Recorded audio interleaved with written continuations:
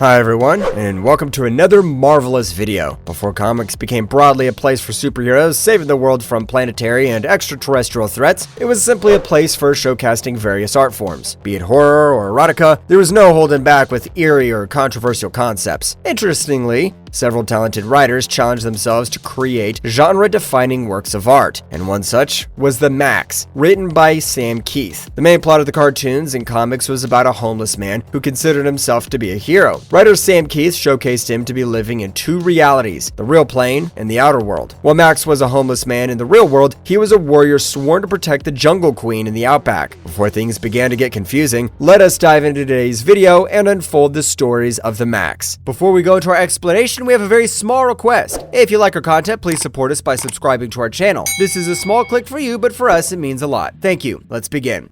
History of the Maxx, from story to main characters. The Maxx comic book series was created in 1993 and later published for Image Comics Monthly in 1998. After 35 issues, it was collected by DC Comics as trade paperbacks. Following the comics, there was a 13-episode animated series on MTV, aired between April and June in 1995. Years later, IDW republished the Maxx cartoons as The Maxx Maximized. With new colors and improved scans, the comics were released from November 2013 to 2016. It was 35 issues long, stretched across 7 volumes and 3 trade paperbacks. That's not it. Maxx was featured in a 5-issue crossover series with Batman, and we had covered all of that in one of our previous videos. As mentioned previously, the ritual hero Maxx had his existence in 2 worlds. The version of Maxx in the Outback showcases a nomadic savage warrior tasked to protect the Jungle Queen, who, in the real world, is a freelance social worker named Julie Winters. She was the one who had complete control over the Outback. It all happened after a hitchhiker raped Julie during her college days. To cope with the physical and mental trauma, she hid herself in her Outback, where she eventually became the Jungle Queen. There, she spent an enormous amount of time, which led both worlds to be unstable. One night, she accidentally hit a homeless man with her car, but instead of helping him, she covered the unconscious body with trash. After Julie left, a lampshade over the man's body expanded and became a mask. This was Maxx, and it linked him to Julie. Although the comics had a vivid explanation of events, the cartoons were the most popular ones in the franchise.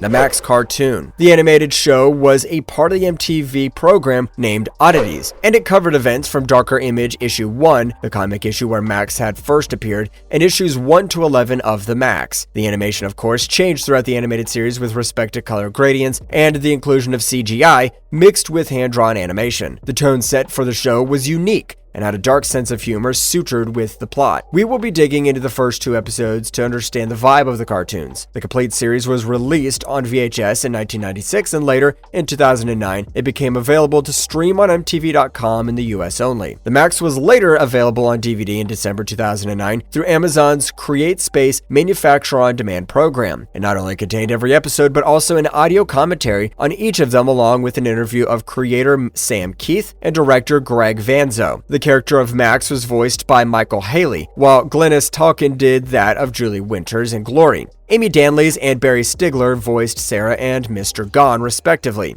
For her, I can be.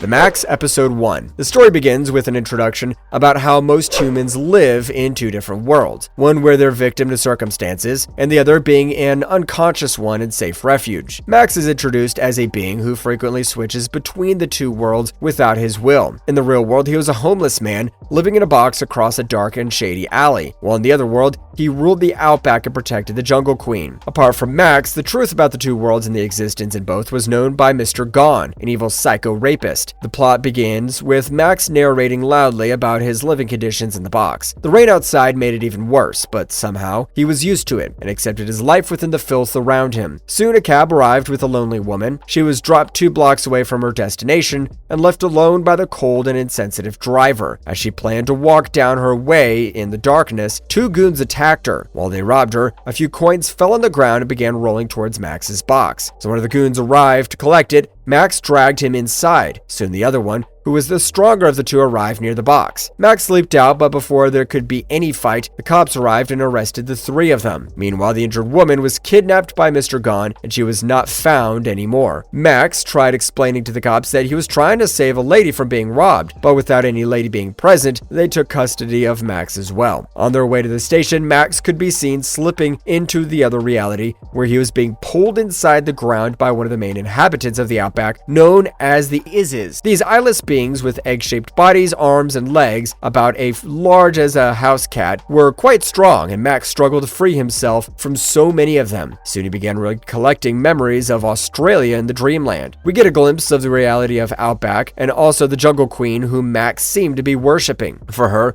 Maxx could be the ultimate hero, and soon, using all his willpower, he decimated the Izzes and freed himself. The scene next shifted to Julie Winters documenting a homeless man. It was a psychological test to see if the man qualified for social assistance. Despite her carefree words, she had a caring side for the depraved. However, she seemed to be irritated when the homeless man commented on her, revealed the tire, and asked him to leave. While answering the questionnaires, she received a call from a man who creepily uttered that everything he did was for her. The pain and the sex were all for her. She hung up, and the next call she received was from the police station about Maxx. It could be inferred that bailing out Maxx from lockup has been a reoccurring event for her. She arrived at the station, paid the price, and bailed Maxx out. She took him to her apartment for new clothes and a warm shower. The episode ended with a dark Izzes following them.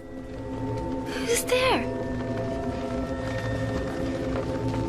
The Maxx episode 2. The next episode continued with the story. It began with Maxx narrating about the savage inhabitants of the Outback. First, he spoke about the slug, a snail-like creature that could jump as high as a quarter mile in the air, but since it had no idea about the landing, the jump inevitably killed the creature. Next, he spoke about the greater northern crabbit, the rabbit-like creature with eyes and claws like that of a crab. It could jump high and also land perfectly, but were almost killed and consumed by the Izzes. Back in the real world, radio news reported about the 12th victim of Mr. Gone, who the police cannot track. Julie Winters and Maxx are at her apartment. As the visuals panned from one end to the city to the other, it switched back and forth to the Outback world, comparing both of them. It was brilliantly executed and matched the two realities both visually and philosophically. Julie narrates how she wanted to help people across the city and how she always ended up helping Maxx. She gave Maxx a coat, a hat, and some toasts. The scene shifted to a laundry house where a young boy and girl were listening to music. The girl had a knife given to her by her father for protection, as the city had been growing radically unsafe. The boy tried putting his hand inside her pants, but the girl stopped him, clearly stating that she had no such intentions of getting along. As the boy left to get Coke and burgers, Mr. Gone arrived and seemingly raped and murdered the girl. Back with Maxx and Julie, the mysterious caller once again called Julie. However, this time she continued speaking, and Maxx found one of the dark Izzes at the telephone booth. The creature was connecting Julie to Mr. Gone by adjusting two receivers opposite to one another. Maxx recognized the creature from his dreams and began chasing it. After a long chase, the creature fell from a height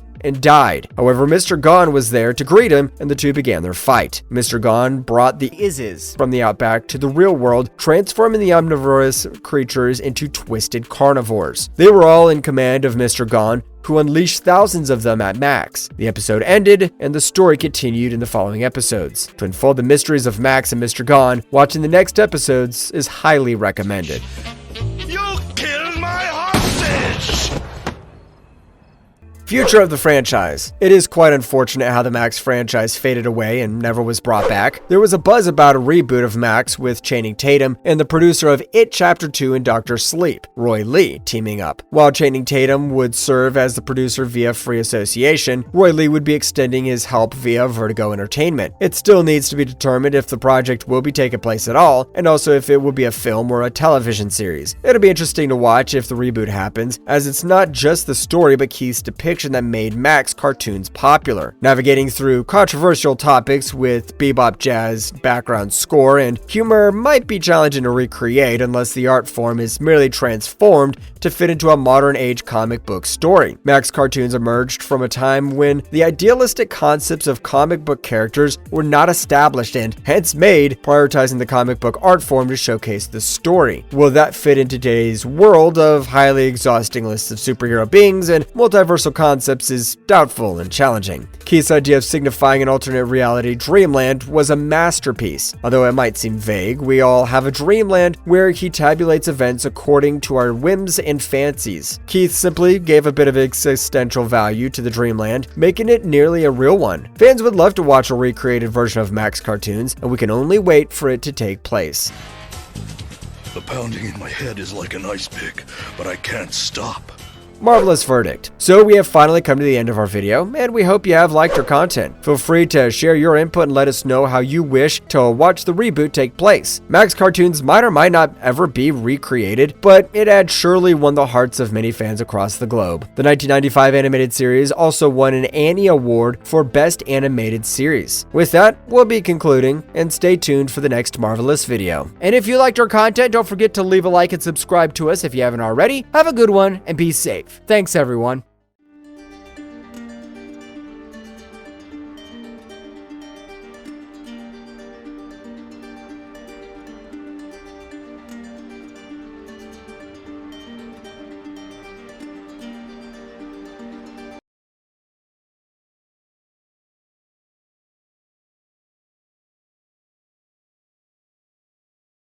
Is.